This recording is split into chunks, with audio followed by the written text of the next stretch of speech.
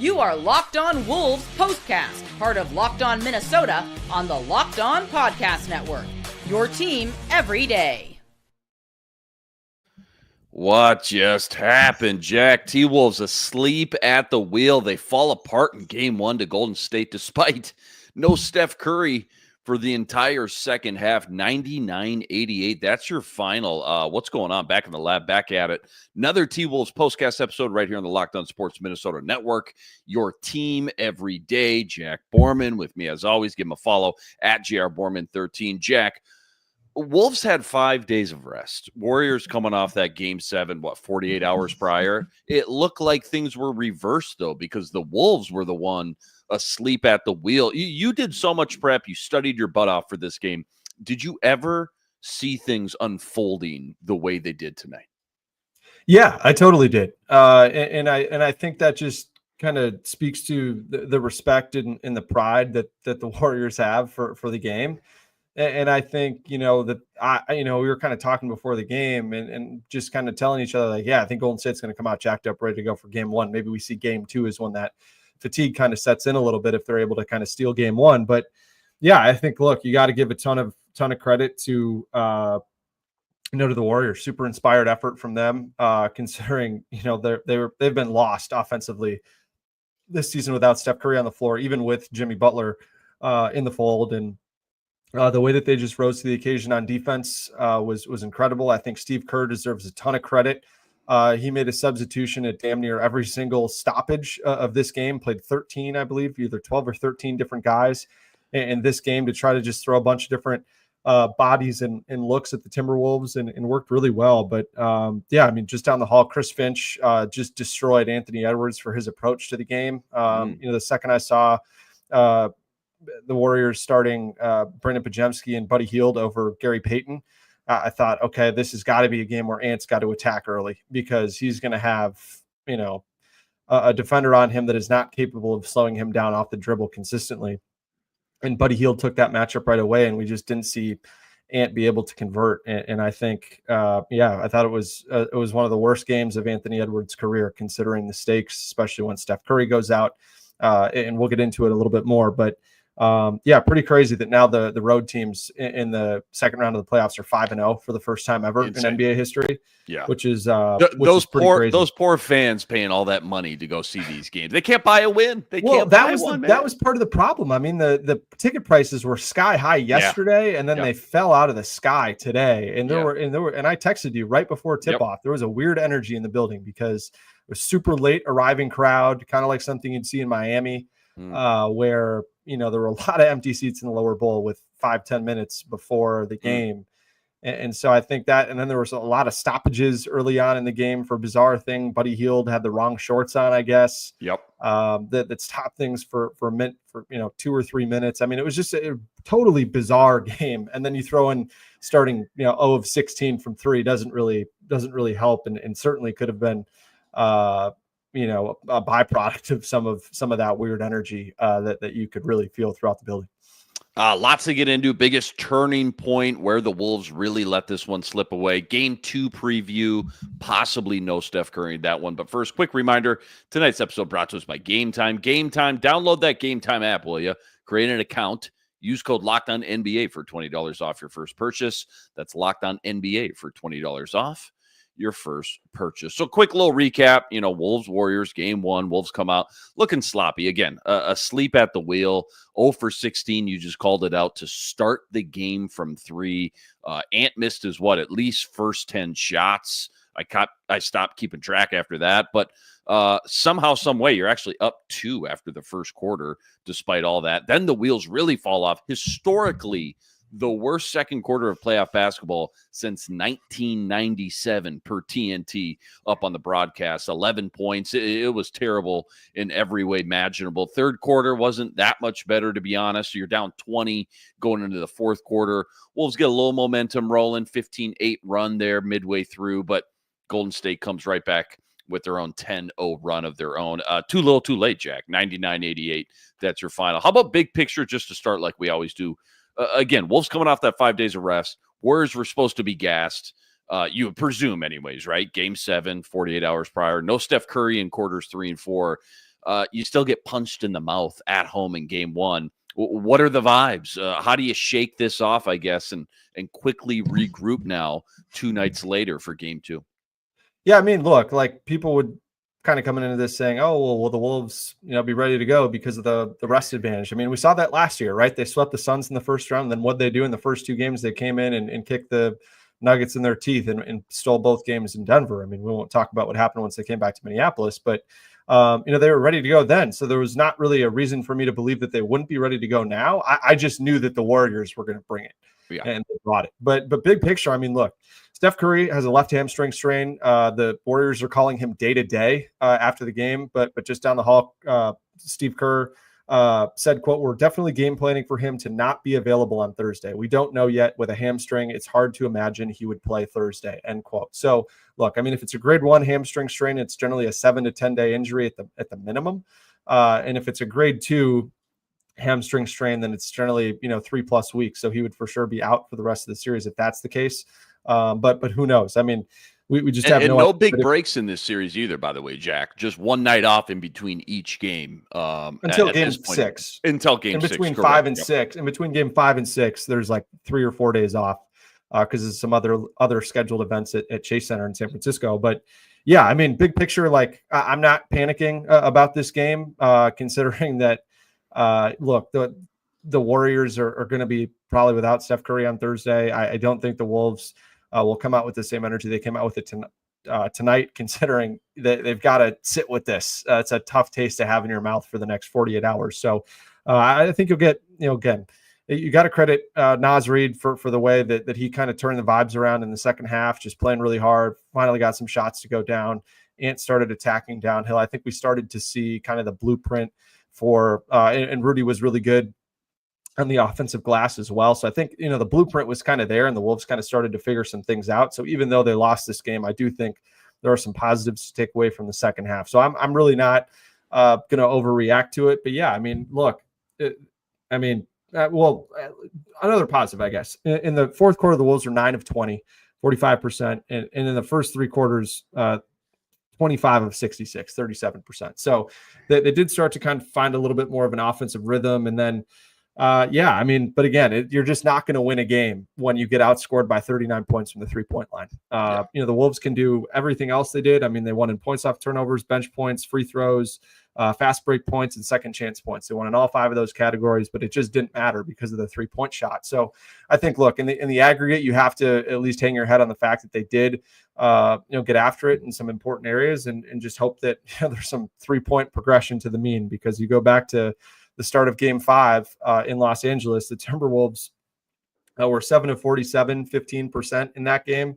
And factor in tonight that they're 12 of 76, 15.7% their last 2 games. So, and they were the first team in NBA history, or in the play-by-play area since 96-97 to not make a 3-point shot in the first half of a playoff game. So you just have to hope that some of those things will turn around while they'll be able to, kind of continue their hold on some of the other key areas that we expected them to be better than Golden State in coming into this series.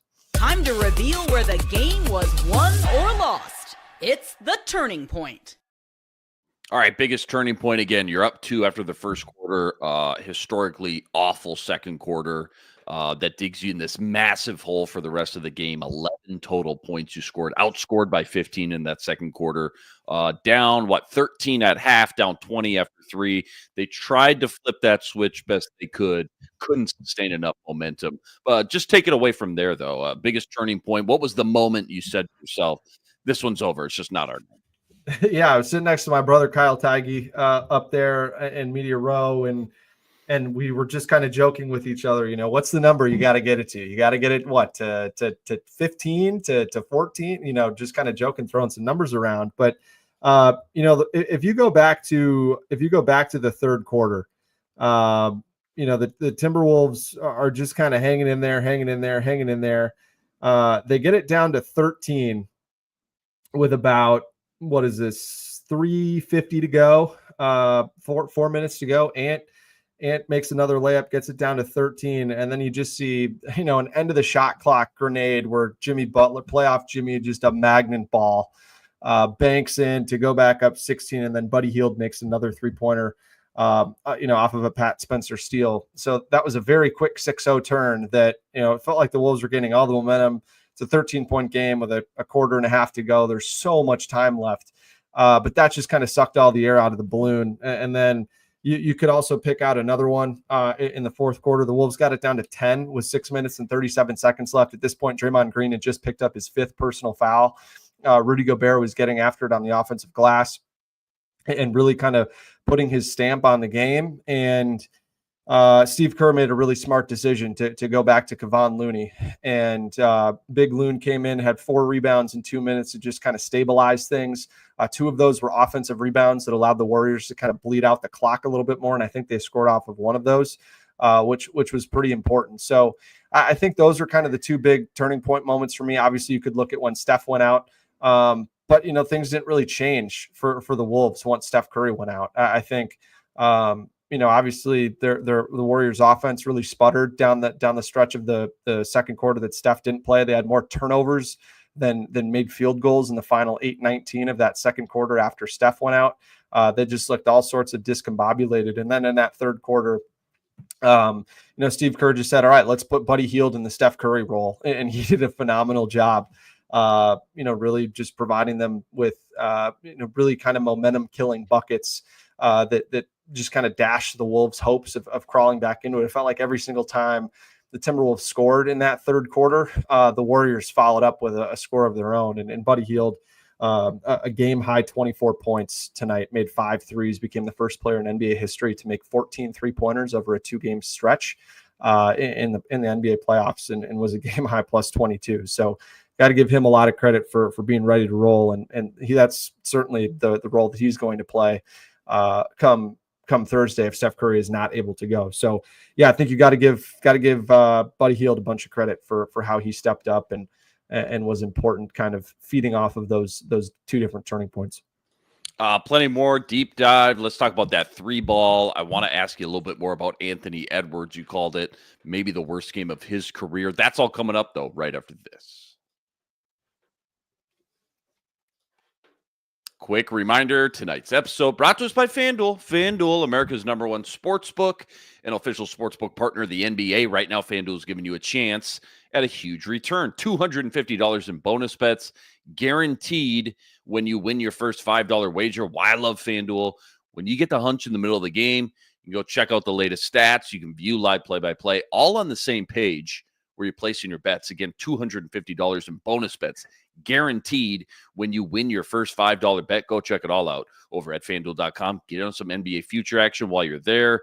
T-Wolves tonight started the game before the tip, -6. That was your opening spread. We'll see what the spread is tomorrow morning. Go check it all out over at FanDuel.com. Again, check it all out over at FanDuel.com and get $250 in bonus bets guaranteed when you win your first $5 wager. FanDuel, America's #1 sportsbook, an official sportsbook partner of the NBA.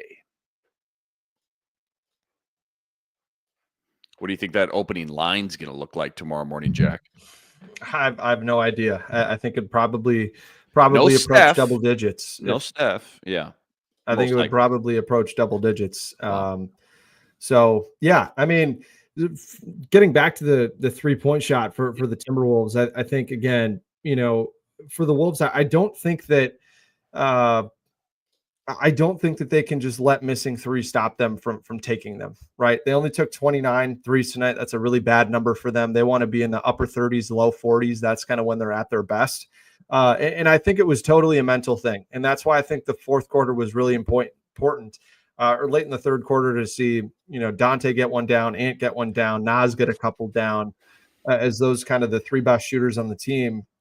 That was really important. But I think the Wolves passed up a lot of, threes that they probably would be willing to take some really contested layups and tough mid-range shots, especially in that second quarter. You could tell it was really weighing heavy on their minds. And so I think for the Wolves, they did a really good job. The back half of the third quarter into the fourth quarter of seeking out the paint, getting into the paint, and then either finishing in the lane or kicking it out. I thought Mike Conley especially did a really good job of that early on in the fourth quarter to help set up a couple of Naz Reid threes. And so if they can continue to do that, if they can beat guys off the dribble, get into the paint, I really like the Timberwolves' chances of having a game where they make 20 threes like they did, or 21 threes like they did in game one against the Lakers last series. I think, I understand they're all human, right? So, we can all sit here and say that each shot is an independent trial, but I do think that there is a confidence and a kind of a mental block there. And so I think whatever they can do to get past it is just going to be pretty crucial in this game. But as much as the 3-point shot was a problem for the Wolves, I thought their inability to finish inside was almost equally as bad. And that kind of starts and ends with Anthony Edwards for me in this game. I think you look at Ant, he was 9 of 22 overall from the floor. He was 1 of 5 from 3 in this game. So, took less threes than he normally does. But if Ant's going to take 15 shots at the rim, he cannot miss 7 of them. Ant started 0 of 6 at the rim and finished 8 of 9 for the rest of the game. I think that was really important for Ant to see that go down. But man, a lot of those, 3 of those misses that he had in the first quarter led to 8 points going the other way. And on 2 of them, he stayed back to chirp at the ref that resulted in 5, super easy points for the Warriors the other way. And he did a really good job for the most part in that Lakers series of not letting the officiating get to him and just kind of continuing to play through it, not arguing, just getting back on defense and finding other ways to impact the game. And I thought, again, on the glass, Ant was great. He had 14 rebounds, a game high tonight, which was really important. But for Ant, if he's going to get 14 rebounds, he's got to be able to fly up the court and finish or find open guys in transition. And I think, for the Wolves as well, that was a huge problem for them to be able to finish on the break. I think, looking at the Wolves tonight, they only had 7 shots in transition. They made 4 of them. But again, I think they probably had 3 or 4 turnovers in transition as well tonight. So that's something that they've definitely got to clean up, especially if they're going to play, that Naz and Randall front court that they played in that third quarter. They tried to fly up the court a little bit more in that third quarter, but it just didn't work out for them quite as well because of some of those turnovers. And so, do you want to get into maybe a little Rudy third quarter? Yeah, absolutely. I just want to throw out one crazy stat. This was about midway through the second quarter, dating back at that point in the game, dating back to the second quarter in game 5 versus the Lakers. The Timberwolves went on a stretch from 3 where they were 1 for 35. I've just never, I can't comprehend that, dude. I've just never seen that. Third quarter, Rudy, sitting most of the third quarter, despite Julius and Na both playing not great basketball at that point. What'd you see there? What was the maybe game plan or mindset, I guess? What was Finchie thinking about rolling with that? Yeah, I think Finchie was probably thinking about that Lakers series, right? Those two guys did a really good job handling the small minutes against a smaller Lakers front court. I think, again, it was a much less athletic Lakers team that wasn't moving around quite as much defensively. And so they went to that, but it was just a game where Julius just did not really have his best stuff. I thought that he was a little too much of a ball stopper rather than a ball mover. I did like how many screens he was setting for Anthony Edwards and helped to try to get Ant going downhill. I thought that was excellent. But just did not have it on the defensive end of the floor tonight, going against Jimmy Butler and Draymond Green. I thought there were a lot of defensive miscommunications when those two guys were out there on the court. And again, they gave up 36 points to a Warriors team that without Steph Curry in the last season had a sub 95 offensive rating in the minutes that Steph Curry sat. So you just can't give up those types of explosions. And look, I understand that the Warriors played that, they played some 3-2 zone, a 1-3-1 zone, a 2-3 zone at different points with Rudy Gobert out there in the game tonight. But I just thought that he was too impactful on the offensive glass and was too impactful as a defender for them to not get to him there. I think, I understand that they wanted more offense there. But again, I think this Timberwolves team and their offense is at its best when they're able to play off of stops. And I think why that Randall and Reed front court was so good against the Lakers was because they were able to get stops and then play with pace off of them. And so I would have liked to see Chris Finch make a different decision in terms of the lineup a little bit sooner. I really liked that he went to TJ Shannon. I would have liked to see that a few minutes sooner. Yeah. Just because I think you could tell that Nickeil really did not have it tonight. He kind of got killed in those minutes that he was guarding Steph, and was a minus 13 tonight in 14 minutes. That was a team worst. It kind of felt that way. He just doesn't look like a very confident offensive player right now. And he had one steal, but he had 0.0 rebounds and 0 assists. I just think that was, it's a little fitting, I guess, based on what we were watching. But knowing Nickeil, I mean, he's super competitive. All these guys love him, and hopefully he'll be ready to go for game 2. But I do think that, you look at the way the Warriors were just searching for any and everybody to kind of give them minutes. I mean, they played 12 different guys tonight. All of them played at least 4 minutes in this game. So I would like to see Chris Finch, if they have another kind of static, a low energy start, to try to find someone to provide them a spark, whether it's, TJ Shannon with some of that transition game, or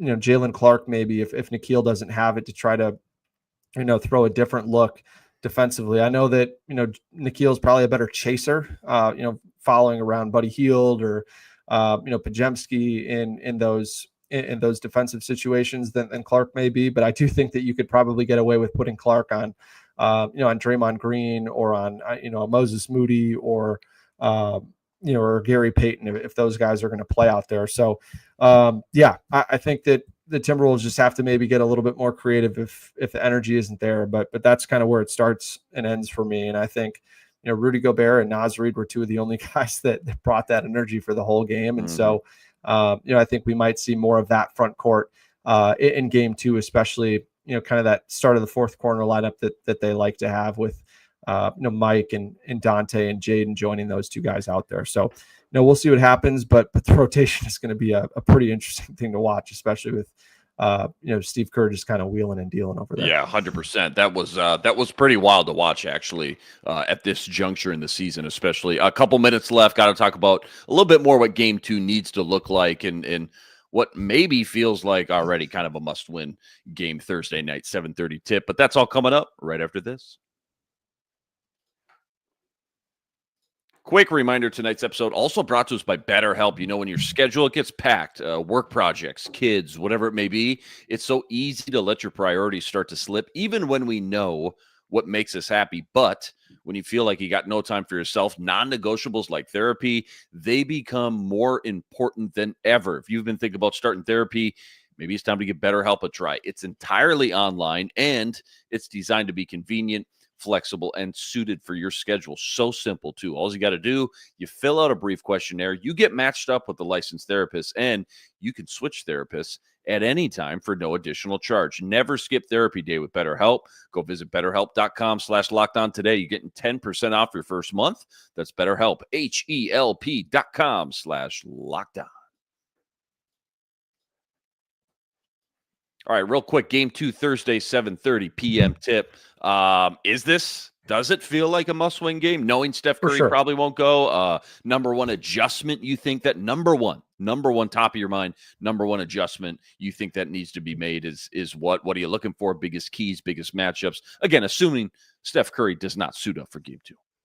Yeah, I think it's really hard, considering that a lot of the prep that goes into a series like this is everything revolves around Steph Curry and kind of how they build out the rotation from there, and different lineups you might try to get to. But yeah, I think that's something that I would like to see more of from the Timberwolves is playing zone defensively. I think, especially with guys like Draymond and Jimmy handling the ball for the most part. I mean, those guys aren't going to, really be able to find a ton of success dribbling into space. So there's a lot of defenders. I know the Warriors really like to cut, but if you can just kind of junk up the spacing and take away some of those cutting lanes with a zone, I think that would be pretty interesting, considering that, the Warriors faced a zone on 16.3% of their possessions in that first round against Houston. And for reference, like, the Timberwolves faced zone a decent amount, about, average for the league this season, and they only faced zone on about 3.5% of their possessions in the regular season. So the Rockets played zone about 4 times as much as the league average in that first round series, and the Warriors only had a 77 offensive rating against the zone, and they really struggled to shoot threes. They shot 14 of 56, 25% against zone in round one. And then, the Warriors have a free throw rate, right around, 0.3. So, take total number of free throw attempts divided by total number of field goal attempts. It's about 0.3. And that's really strong. And with Jimmy Butler, they went from being like second worst in the league to second best in the league in free throw rate. So, against the zone, it drops by about 200%. So it drops to less than 0.1. So I think, for the Wolves, try to junk up what they're going to do offensively is probably step one. Take some flow out of it, and then just really hope that you can kind of run back the same offensive formula of having Julius Randle set a lot of screens for Ant up top, clear a runway, and then have Rudy kind of lurking in the dunker with shooters flanking him on the side, like we saw work so well at points down the stretch of the season in that first round against the Lakers. So I think that's going to be really important. And then I would also anticipate that there's going to be a lot of dribble handoff actions for Buddy Hield. And so I think you've just got to do a really good job of forcing Buddy Hield to put the ball on the deck and play below the arc. So for Buddy Hield tonight, he shot 5 of 8 on threes, and he was 2 of 11 on 2-point shots. So I think the more that you can run Buddy Hield off the line, force him to finish inside, not a guy who likes to play off the dribble, I think those two things are going to be really important. So and then obviously the biggest one outside of that for me is just Anthony Edwards has to come with better energy, right? I mean, you look at the stat line, 23 points, 14 rebounds, 3 steals, was only a -4. But I think on some, at some level, it's kind of putting like lipstick on a pig with the way that he started the game. Right. Just with zero energy, couldn't set any type of tone for the Timberwolves. And knowing Anthony Edwards, I think he responds really well to tough coaching, and he embraces that. He said it publicly that he loves how hard Chris Finch is on him. And that was probably the hardest we've ever seen Chris Finch go in on Anthony Edwards in a post-game press conference, just from, reading Twitter during the ad breaks here, that we've maybe ever seen. So I'd expect Anthony Edwards to respond in a major way. And I think, then everyone else will kind of follow suit behind him. And so I fully anticipate the Timberwolves winning game 2. And then, we'll see if Steph Curry's able to go for games 3 or 4 out in the Bay. So I think for the Wolves, all you can do is you can't let the mounting pressure of missing threes or the what if we're down 2-0 kind of get to you. I think you just got to strap in, play your game, and just say, hey, we can't worry about what the Warriors are going to do.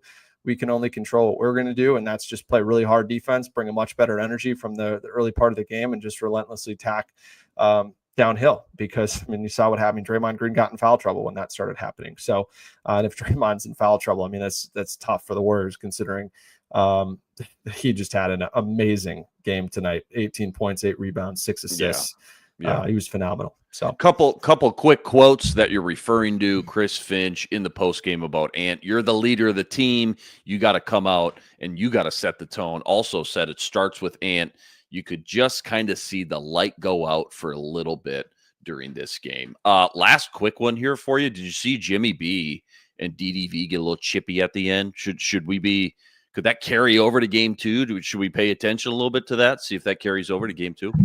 Yeah, for sure. I think, look, Dante played with the Warriors a few years ago before he was with the Knicks. So knows Draymond Green, knows Steph Curry, has a great relationship with those two guys. And got mad at Jimmy Butler for flopping there a little bit, and then got into it with Kuminga battling on the post. And so I think with Dante, we've kind of seen the double-edged sword of Dante playing with some fire, right? Mm-hmm. Of the Pistons game got thrown out of that game. But is also, shown a propensity to really rise to the occasion and fly around defensively and get after it on the defensive glass and make some big time shots, especially in transition when he's kind of got it going. So I think the Wolves just need to find the Wolves and Dante need to kind of find that line and make sure they kind of straddle it the right way of, letting that be a motivator and not a detractor from what you're trying to accomplish. And you saw Chris Finch sub Dante out pretty quickly after some of those things started to happen to get Ant back in the game early in that fourth quarter. So, we'll see. But look, it's tough sometimes, man. In the playoff, the energy is just different in the playoffs, and sometimes you get lost in a little bit, and you don't know where that line is sometimes, especially in the heat of the moment. It's tough. For sure, especially when you kind of have some soft calls like that. And, Right. you know, I'm not saying there weren't fouls, but like, you know, guys are trying to play with a little bit more physicality, and then the refs kind of shut that down right away. So, you know, we'll see. We'll see what happens. But yeah, I anticipate that to kind of be diffused and not really be a thing, but who knows? We'll see. T-Wolves fall asleep at the wheel. They lose game one, even with no Steph Curry the entire second half. 99-88, that was your final. As always, though, huge shout out to all you guys, all the everydayers out there that always make us your first listen. All you guys coming in the chat with us from game to game. Like, subscribe if you haven't already, and please go follow Jack too at Borman 13 on X, live from the Target Center throughout the entire playoffs. Game 2 Thursday, 7:30. We'll catch you right here, same time, same place. But until then, sign it out.